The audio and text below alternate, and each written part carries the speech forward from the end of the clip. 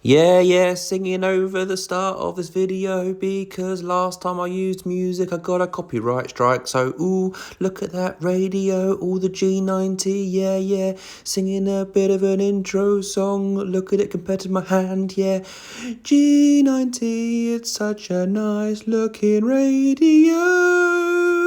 And now start the video. Hello, welcome back. We've got a really exciting video today because I have finally got my hands on a radio I've been trying to play with for a very long time, the Xiegu G90. We're going to review this bad boy today with the aims of answering the question, if you've just got your foundation license, is the Xiegu G90 the perfect first HF radio for you? The short answer up front is the Xiegu G90 is ridiculously good value for money. If you want something portable, digital mode ready, and with an internal tuner, it's a very strong contender, but there are some trade-offs we should probably look at. The Xiegu G90 is a 20 watt FDR style transceiver covering most HF bands from top band 160 all the way up to 10 meters. It's got a detachable display, an internal tuner, and in a small form factor, still packs in modern features like cat control and digital mode support. Under the current UK licence changes, foundation licensees have far more flexibility with power than the old rules, and that makes radios in the 20 to 25 watt category far more relevant than they used to be. The G90's power and portability fits the beginner profile quite nicely, and I think 20 watts is a perfect compromise of being able to get quite easy DX QSOs while not causing too much interference should something go wrong. Firstly, let's look through some of the pros of this fun little radio. Firstly, we need to talk about the internal tuner, because for a radio at this size and this price point, I think that's a huge win.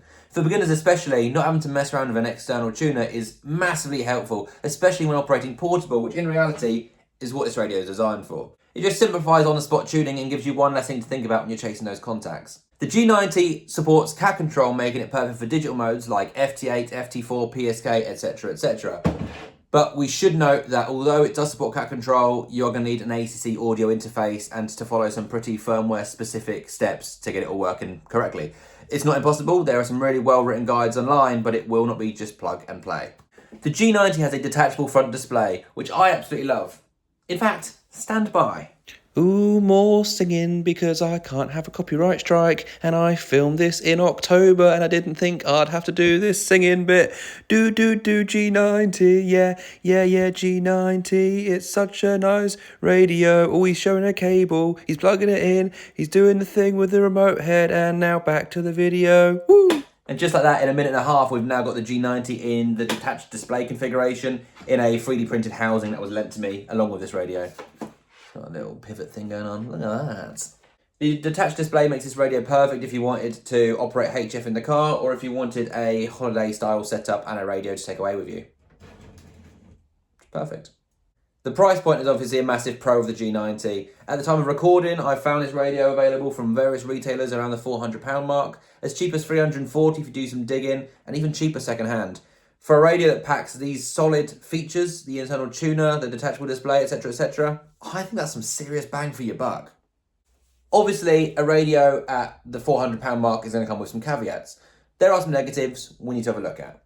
Firstly, as much as the 20 watt output is a positive, it's also a negative for the wrong people. If you want to be contesting and whatnot, the 20 watt output is probably not going to do incredibly well. If you want like a solid home base station that's going to grow as you push through the ranks of your radio license, the 20 watt output is probably not going to do too well. If you live in just a particularly RF noisy environment, the 20 watt output is probably not going to do too well. If you've got a particularly compromised antenna, the 20 watt output is probably not going to do too well. I do live in a particularly RF noisy area. I do have a particularly compromised antenna, and that's where I've got the Xiegu 710. The Xiegu G90 just would not be the right radio for me as a base station. The 20 watt output is a bit of a double-edged sword. As much as it's a positive and you can get good contacts and it's perfect for the foundation licensee, it's also only 20 watts. The other double-edged sword here is the size of the radio, because the small form factor is fantastic for, like I say, POTA, SOTA type environments. But it comes with the compromise of a tiny display, all the buttons and knobs being really close together, everything being smaller and less tactile. If you want something with a big display and big, easy VFO knobs, this ain't it. This isn't ever going to be that. Just to circle back, one of the other negatives is the digital mode cat control that we've talked about previously. It works. you're going to have to work to make it work. It's going to need that ACC audio interface. It's going to need some firmware specific setups. It's not going to be plug and play. That's going to be fiddly. The day you get the radio, you might not be operating digi modes. A few days down the line, yeah, you can get it to work. It will do it. It's just going to take more work than some other radios. But we need to ask ourselves, who is this radio really for? If you're a foundation licensee who just wants to get on the air and learn HF, maybe play with your FT8, FT4 digital modes, and possibly like a POTA, so to trip, I think it's a really solid, modern, sensible option that won't break the bank, and I probably would recommend it.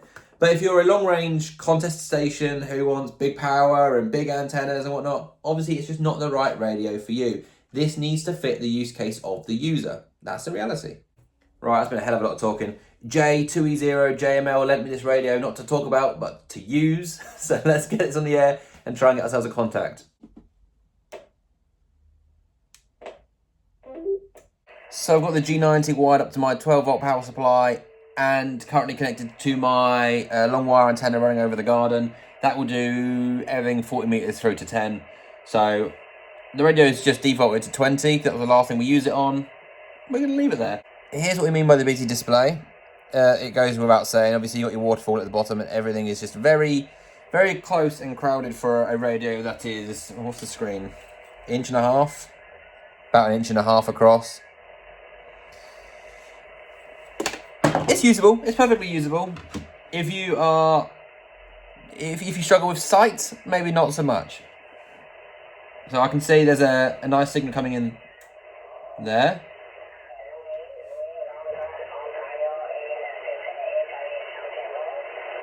So in some free space on the band, there's nobody transmitting here. We're just going to try the tuner, make sure we can tune up on 20. Yes, we can. That was quick. That was a lot quicker than my 710 tunes, to be honest. That's a good internal tuner.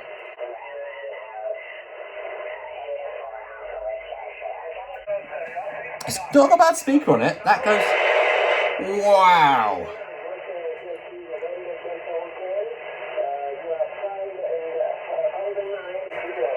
It clearly does lack the noise reduction of my 710. There's a lot of background audio there that I don't usually pick up.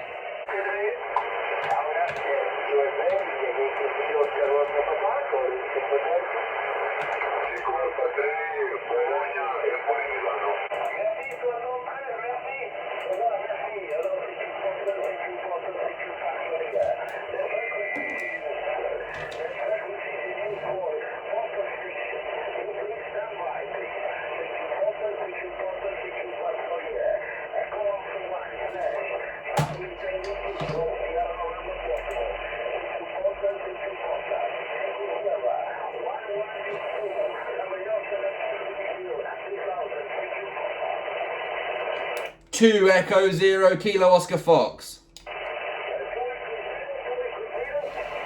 2 Echo 0 Kilo Oscar Fox, Kilo Ocean, Florida.